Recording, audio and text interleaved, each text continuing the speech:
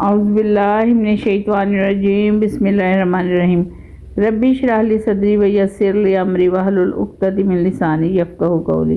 السلام علیکم ویورز، کیا حال ہے؟ امید ہے اللہ کے فضل و کرم سے آپ سب خیریت سے ہوں گے۔ آج میں 15ویں روزے کے اذکار آپ سے شیئر کر رہی ہوں۔ نماز فجر کے بعد آپ نے سورۃ فتح 3 مرتبہ پڑھنی ہے، اور ظہر کی نماز کے بعد صلاۃ الحاجت 4 رکعت نفل 1 مرتبہ پڑھنے ہیں، اور عصر کی نماز کے بعد آپ نے درود شریف 55 مرتبہ پڑھنا ہے۔ اللہم صلی علی سیدنا محمد النبی امی وعلی آلہ وصحابہ وبارک وسلم۔